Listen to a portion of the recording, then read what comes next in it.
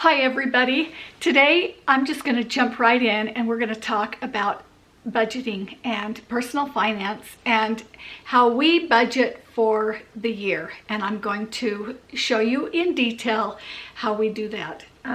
In the past, I've used these and I didn't use it today to show you because the lines are so little and I don't know if it would show up on the camera very well. And so I made I drew one up on a piece of paper and we'll walk through that together. But I do this every single year. I write down a budget for the entire year and I've done this forever. And Chad thinks that I should do it on a spreadsheet like Excel or something. But I just know that for me, I've just loved just a plain old piece of paper or these lined papers to do it with, so it just works better for me.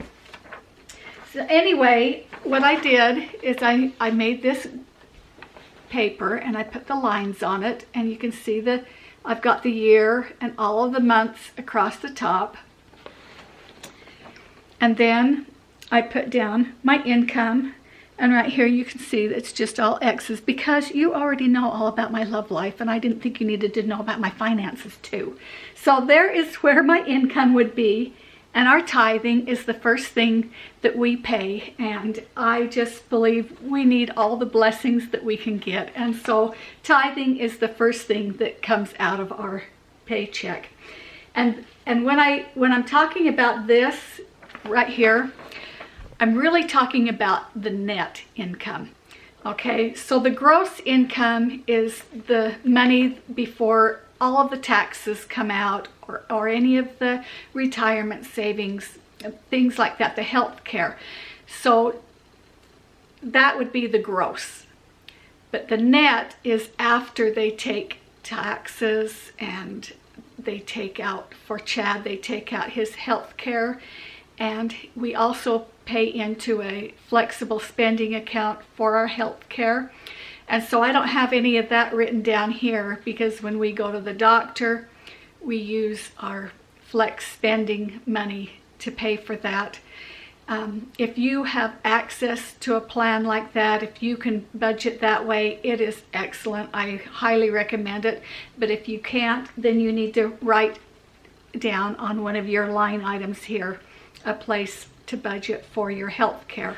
But so the first thing we do, we've got our income and we pay our tithing, and then I've got all these things, the home update, the budget. I've got electricity, heat, city, phone, life insurance for me and life insurance for Chad, car insurance, our living, and I'll come down and we're going to talk about that separate.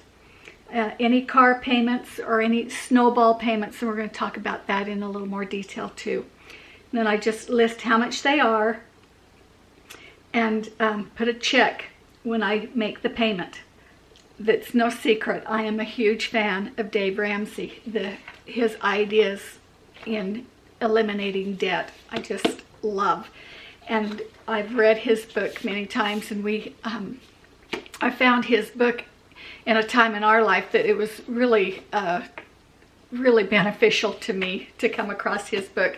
He talks about things that I already knew and believed, but he really helped put it into action for us. This is a very, very old pamphlet that our church has put out, and I believe it's free, but I will leave a link in my description below on where you can get this pamphlet. But this is absolutely just dead right. It was right 50 years ago. It's right today. It's just a good pamphlet.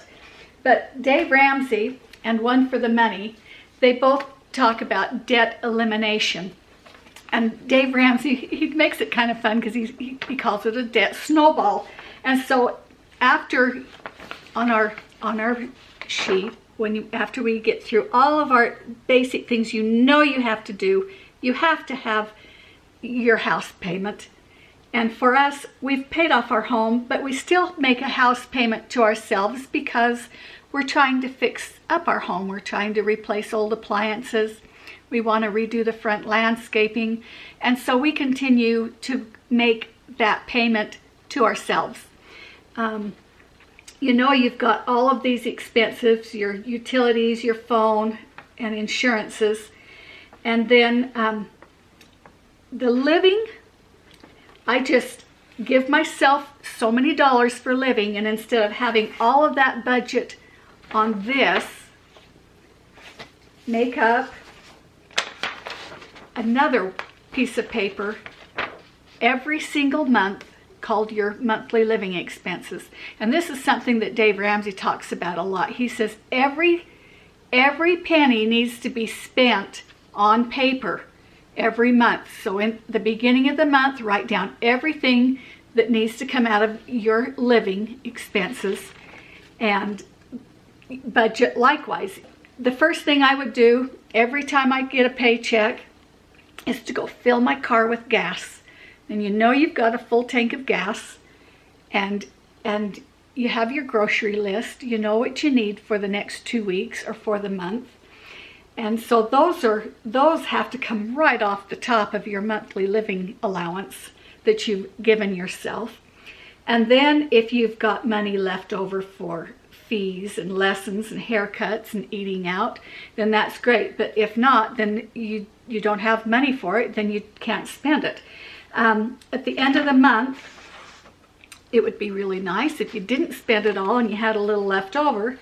But if you're short, then that's not good either, right? So keep track of what you're doing for a month or two so you know how to budget this, and you will know which categories is taking all of your money. And my mom used to, she would get her allowance, or whatever you want to call it, for the month.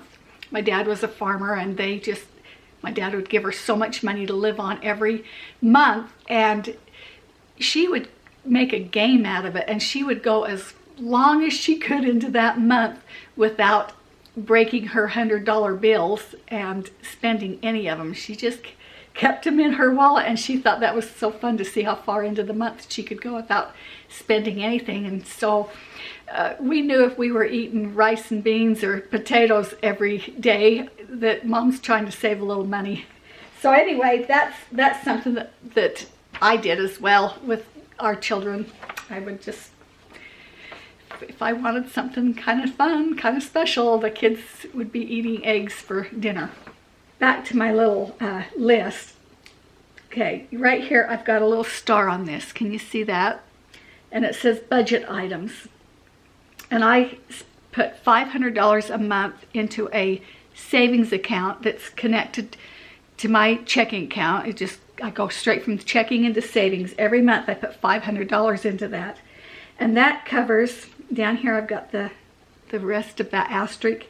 That covers our property tax that I know is going to be due in November, and our car registration.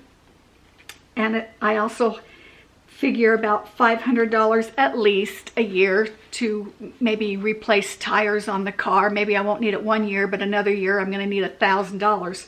So I just always budget $500 a year for repairs. And then I don't know if this is a lot. It might be, but we have $2,000 that we budget for Christmas. And then we used to have school registration, the kids' fees in August when they'd go back to school. And so I would also budget money in for that every month on this budget item so that we aren't surprised. So every year, you know, Christmas is coming. Every year, you know, the kids are going back to school. It's not a surprise in October when they go back to school. So you just plan for the full year, knowing that you're going to have to be putting out some money in the fall for school. So that budget item has saved my bacon so many times. It's just really nice to know, oh, okay, it's coming up, but I've got the money for it. The car payment, whether you are buying a new car or whether you're not, you're always going to have some type of a car payment, because even if your car is paid for in 4 or 5 years or whenever, you're going to need some major repairs or you're going to want a new car. And so every month we put into a car fund, whether we're making a payment or whether we're making that payment to ourselves for the future, we always know that there's going to be a car payment somewhere down the road. And then down at the bottom of this, I've got a place where I've written down extra check. So at the beginning of the year, isn't this a cute calendar? Julie made this calendar for me. At the beginning of the year, I will go through, and Chad gets paid on Fridays. And so I'll go through and mark which he gets paid twice a month, which days he gets paid. And I know, because I've gone through this, that in May we have an extra check. And we also have an extra check, I think it's in October. And so down here, I wrote on my paper that we have an extra check in May and we have an extra check in October. And because I don't have to pay on my snowball, on a debt snowball, I have allocated these extra checks to go towards a vacation. But rather than to just spend that, we just allocate it for something kind of special. So that's pretty much it on how I budget every month. It's pretty simple, but I think the simpler you make it, the easier it's going to be to stay on your budget and to remember and to keep track of your spending. I hope that this encourages you and not discourages you. That is why I just loved Dave Ramsey's book, because he just shows us that it doesn't matter how deep you are in it, you can get yourself out. And he has wonderful examples of people who have done just that. It's possible, and I know that money is a terrible, terrible stress for all of us. And I just hope that you just keep plowing through it, keep at it, because it really will work out, and you just stay with it. And I'll talk to you again soon. Thanks. Bye-bye.